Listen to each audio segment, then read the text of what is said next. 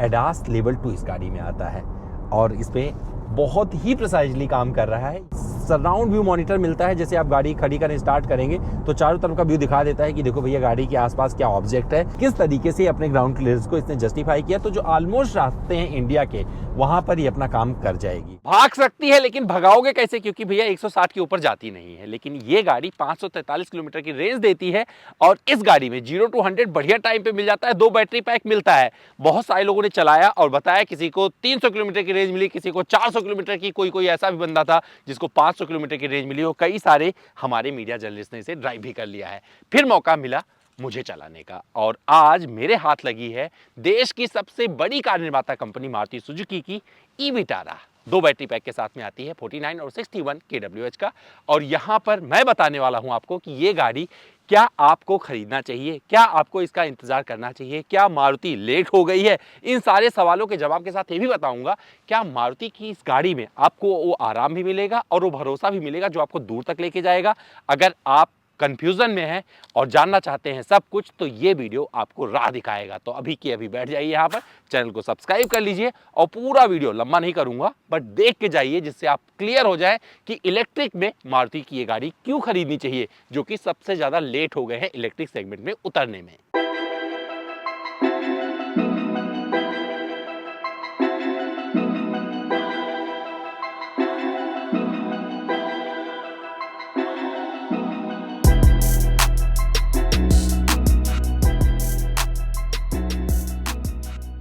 E Vitara के rear seat पर बैठ गया हूँ। बहुत सारे लोगों ने बोला था कि भैया इस गाड़ी के रियर सीट पर ज़्यादा जगह नहीं मिलेगी, लेकिन कुछ चीज़ें मैंने एक्सप्लोर की है, बता देता हूँ। तो इस सीट को एक तो आप स्लाइड करके आगे पीछे कर सकते हैं, यही नहीं ये वाली भी, दोनों सीट स्लाइड हो जाती है।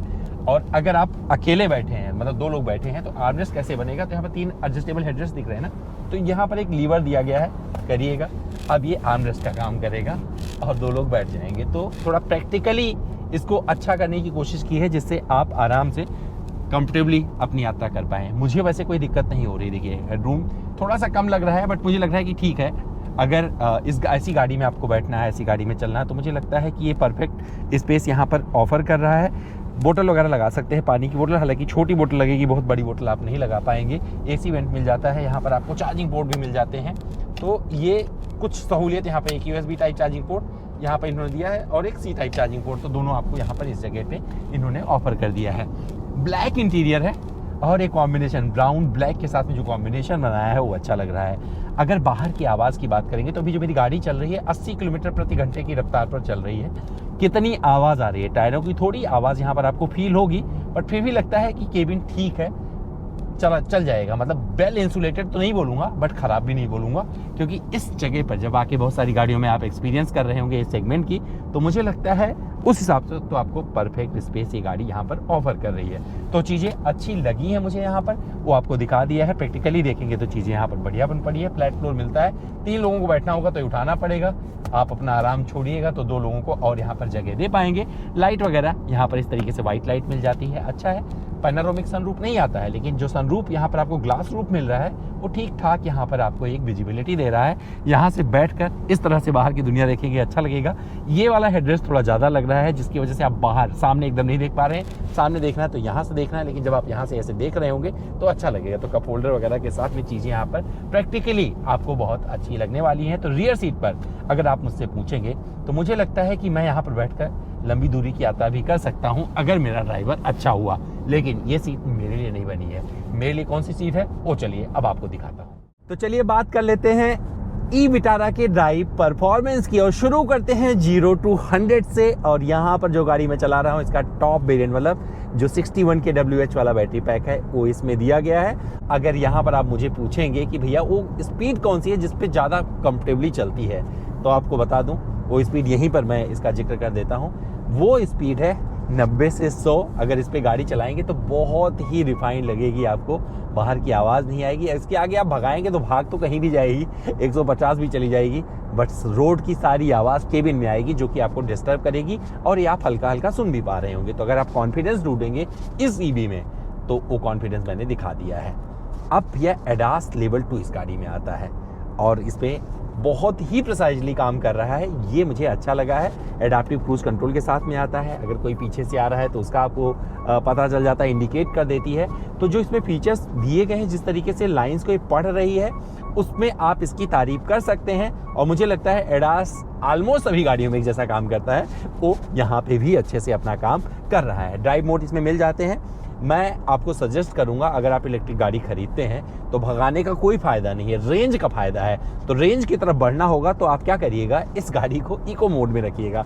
इको मोड में भी ठीक ठाक स्पीड देके चली जाती है। मैंने कोई रेंज टेस्ट नहीं किया है, तो मेरे से रेंज की उम्मीद मत करना, लेकिन मैं आपको ये जरूर बता देता हूं, बल्कि आपके लिए क्लिक कर लेता हूं छोटी सी फोटो। 53% में दिखा रही है, 250 किलोमीटर और चल सकती है। इस गाड़ी को मैं 205 किलोमीटर चला चुका हूं। रेंज आप कैलकुलेट कर लेना। वैसे रेंज कैलकुलेट करने का ये कोई भी तरीका नहीं है। रेंज जब भी हमने टेस्ट किया है तो 0 तक टेस्ट किया है और एग्जैक्ट आपको बताया है। तो उस दिन का इंतजार करिएगा, जब ये गाड़ी मेरे पास आएगी तो वहाँ पर रेंज टेस्ट करके आपको बताएंगे कि इसमें रेंज कितना इसने ऑफर किया है। बट भैया ये तो बात थी परफॉर्मेंस की। परफॉर्मेंस में कुछ और चीज़ें जोड़ते हैं, फिर गाड़ी के बारे में कुछ और बातें बताएंगे। तो अगर बात करेंगे इसके परफॉर्मेंस की, तो अगर आप हाईवे पे हैं, 120 किलोमीटर प्रति घंटे की रफ्तार वाले हाईवे पर हूँ और यहाँ पर आपको ओवरटेकिंग वगैरह मतलब एक बढ़िया कॉन्फिडेंस देती है। ब्रेकिंग बाइट्स सॉलिड आते हैं इस गाड़ी में, आप उससे कोई कंप्लेन नहीं कर पाएंगे। और इस गाड़ी में मतलब ऐसे लग रहा था जैसे कि नहीं, इतना मज़ा नहीं आएगा चलाने में, लेकिन फन फैक्टर इस गाड़ी में आपको 100% मिलने वाला है। लेकिन उस तरफ फन की तरफ बढ़ने का मतलब है कि आप रेंज से हाथ धो बैठेंगे, वो आपको नहीं करना है। इसके साथ में मैंने कुछ जगहों पर और टेस्ट किया, जैसे कि अगर स्पीड ब्रेकर आता है तो कैसे आराम से निकल पाती है। सस्पेंशन एक नंबर है, इसमें आप कोई कंप्लेन नहीं कर पाएंगे। और मैं जिस तरीके से इसको एक जगह जाके टेस्ट करा, थोड़ा सा ख़राब रास्ता था। टर्निंग रेडियस मतलब अगर आप मोड़ देखेंगे इसका, जब हम मोड़ते हैं कहीं से, तो आप ठीक ठाक रफ्तार पर इस गाड़ी को मोड़ दीजिए, प्रिसाइजली अपने लेन में बनी रहती है, मुड़ जाती है। स्टीयरिंग का इनपुट आपको मिलता रहता है, तो स्टीयरिंग फीडबैक के आधार पर वहाँ पर भी आप इस गाड़ी से कोई कंप्लेन नहीं कर पाएंगे। साथ में अगर इसकी ग्राउंड क्लियरेंस की बात करेंगे तो जिस तरीके का भी ग्राउंड क्लियरेंस है परफेक्ट है, क्योंकि जहाँ से मैंने इसे निकाला है आप देख सकते हैं वीडियो में कि किस तरीके से अपने ग्राउंड क्लियरेंस को इसने जस्टिफाई किया। तो जो ऑलमोस्ट रास्ते हैं इंडिया के, वहाँ पर ही अपना काम कर जाएगी। वेल पेव्ड रोड हो गया, आप मज़ेदार चलाइए इसे, थकेंगे नहीं। खराब रास्ते आगे आएंगे छोटे मोटे, वहाँ से भी आप आराम से निकल सकते हैं। तो खराब रास्तों के लिए मैं बोलूँगा अच्छा है। और अगर अन्य चीज़ों के हिसाब से देखेंगे तो उस पर चर्चा अब करते हैं। तो सबसे पहले बात करते हैं अब यहाँ पर रोड प्रेजेंस की। सड़क पर कोई मुड़कर नहीं देख रहा है। जब भी मैं इसे चला रहा हूँ तो ऐसे लग रहा है जैसे लोग इसे जो है फ्रॉन्क्स वगैरह समझ ले रहे हैं, मारुति की एक और गाड़ी समझ ले रहे हैं। एक बंदे ने तो मुझसे आके पूछ लिया, भैया ये गाड़ी पेट्रोल में चला रहे हो आप या क्या है, सीएनजी में है, ऐसे टाइप का। तो वो भी मुझे अच्छा लगा। मैंने कहा कि मुझे लगा, दिमाग में आ गया कि भैया ई विटारा मतलब ये एक ऐसे प्लेटफॉर्म पे बनी है जो कि ई हार्टेड प्लेटफॉर्म है। इनका ग्लोबल प्लेटफॉर्म, इसकी बनी गाड़ियाँ जापान और यूरोप में बिक रही हैं और इस गाड़ी को लोग जो है भेद नहीं कर पा रहे हैं मारुति की गाड़ियों से। तो ये अच्छा चीज़ बोल सकते हो, बुरा भी बोल सकते हो, क्योंकि अगर इस गाड़ी में कुछ नयापन तगड़ा वाला होता तो लोग और इस तरफ मुड़कर देखते और वो शायद आपको और लुभाता। बट नएपन के नाम पे चीज़ें आपको नहीं इसमें मिलेंगी। हेडलैम्प सेटअप अच्छा है, रोड प्रेजेंस अच्छा है, दिखती अच्छी है। 18 इंच का 225, 35, 8, 18 का यहाँ पर आपको टायर प्रोफाइल मिलता है। परफेक्टली मतलब इस गाड़ी के साथ मैच कर रहा है और वो चीज़ आपको यहाँ पर बेहतर लगेगी। जब आप इसमें बैठेंगे तो आप फील कर पाएंगे। साथ में अगर इंटीरियर की बात करेंगे तो सबसे पहले बूट की बात करता हूँ। अगर आप 4 लोग बैठने वाले हैं तो इसके बूट में भर के रखिएगा, सामान आ जाएगा। 4-5 बैग बड़े प्यार से आ जाते हैं और देख सकते हैं किस तरीके से हमने बूट में जमाया हुआ है। सीट भी आप फोल्ड कर सकते हैं, एक फ्लैट फ्लोर बना देता है। अगर आप सिर्फ 2 लोग ट्रैवल करने वाले हैं तो उस हिसाब से सामान रख लीजिएगा। एसी का कूलिंग वगैरह अच्छा, हालांकि ये बात मैं ठंड में बोल रहा हूँ, तो इसके लिए थोड़ा अगर आप बेहतर जानना चाहेंगे तो आपको इंतजार करना पड़ेगा जब हम इस गाड़ी को गर्मियों में चलाएंगे।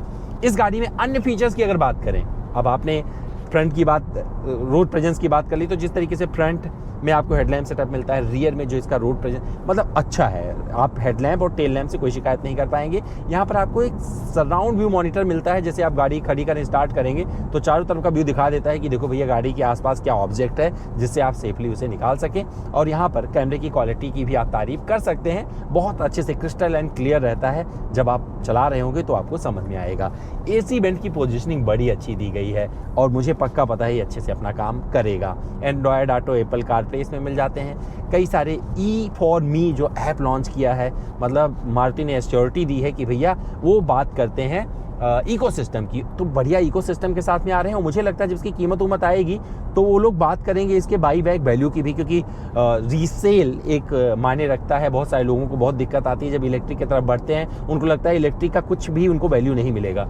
तो हो सकता है मारुति सुजुकी इंडिया लिमिटेड लोगों की इस धारणा को बदले और उनको एक बढ़िया स्टेटमेंट के लिए कुछ तो करके जाएगा मुझे, क्योंकि मेरे इंटरव्यू में उन्हें बताया था। इंटरव्यू आई बटन पर दे रहा हूँ, दोबारा आप देख सकते हैं किस तरीके से जो कंपनी के यहाँ पर प्रमुख हैं उन्होंने किस तरीके से चीज़ों को रखा है, सामने रखा है। और पार्थोसान ने बहुत अच्छे से चीज़ों को क्लियर किया है, तो आप वहाँ पर देख सकते हैं। अन्य चीज़ों की अगर बात की जाए यहाँ पर, तो यूटिलिटी स्पेस वगैरह बहुत अच्छा है। यहाँ पर नीचे भी आपको सामान रखने की जगह मिल जाती है, 2 कप होल्डर मिल जाते हैं, वायरलेस मोबाइल चार्जिंग का पैड मिल जाता है। मोबाइल से चार्ज ज़्यादा होता नहीं है और मैं उसका बहुत बड़ा फ़ैन नहीं हूँ। वॉल्यूम बटन इस तरीके से दे दिया गया है। एसी कंट्रोल आप यहाँ से यूज कर सकते हैं, और जब ड्राइव करना है तो उसका पूरा कंट्रोल यहाँ से दिया गया है।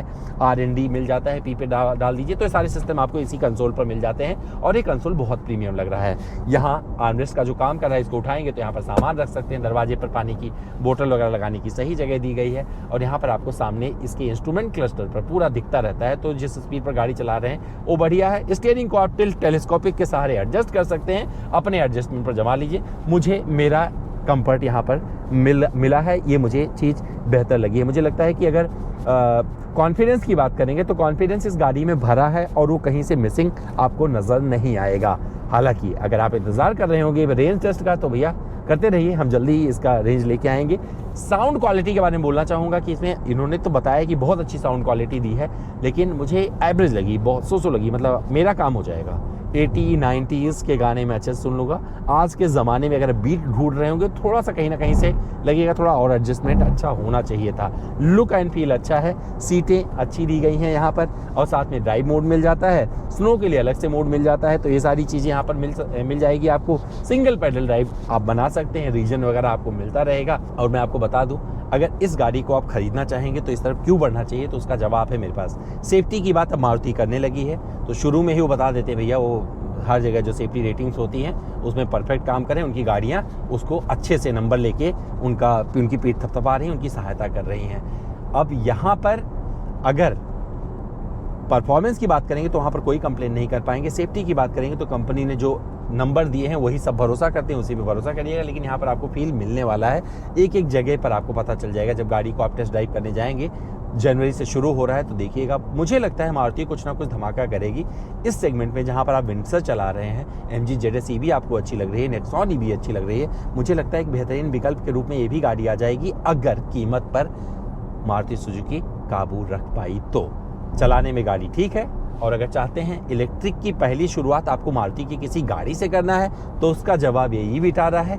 चार्जिंग इंफ्रा पे वो लोग काम कर रहे हैं और तगड़ा काम कर रहे हैं। उन्होंने भरोसा दिया है कि भैया चार्जिंग इंफ्रा पे आपको शिकायत नहीं मौका मिलेगा, क्योंकि हर 10 किलोमीटर 20 किलोमीटर पर आपको चार्जिंग मिलने वाला है और इनके ऐप पर सारा आ जाएगा। मुझे लगता है 1-2 साल में किस तरीके का इंफ्रा बनेगा इलेक्ट्रिक में, उसमें बड़ी भूमिका मारुति सुजुकी इंडिया लिमिटेड की होगी। अब आपको क्या लगता है इस गाड़ी के बारे में? क्या लगता है कि मारुति का काम अच्छा रहेगा यहाँ पे? आप कमेंट करके बता सकते हैं। बाकी चीज़ों पर मैं इतना ही बोलूँगा कि यहाँ बने रहिए, हमारे वीडियोस देखते रहिए, क्योंकि हम आपके लिए नए नए वीडियोस लेके आते हैं, रेंज टेस्ट लेके आते हैं, माइलेज टेस्ट लेके आते हैं। और कुछ बोलना चाहते हैं, किसी और वीडियो को देखना चाहते हैं, तो भैया आप मुझे बताइए, हम आपके लिए वीडियो लेके आएंगे। चैनल पर पहली बार आए हैं, सब्सक्राइब करके जाएँ और लाइक वाले बटन को भी दबाएं। साथ में अपने दोस्तों से वीडियो को साझा भी करें, और सब्सक्राइब करना एकदम ना भूलें, क्योंकि जब आप हमारे साथ जुड़े रहेंगे ना, तो फटाक एक मोटिवेशन के आधार पर आपके पास अच्छे वीडियोस पहुंचते रहेंगे। तो चलिए, अपना बहुत सा ध्यान रखिएगा। कल फिर मिलते हैं किसी और वीडियो में, और थोड़ा और मजे ले लेते हैं अब हम इस गाड़ी के।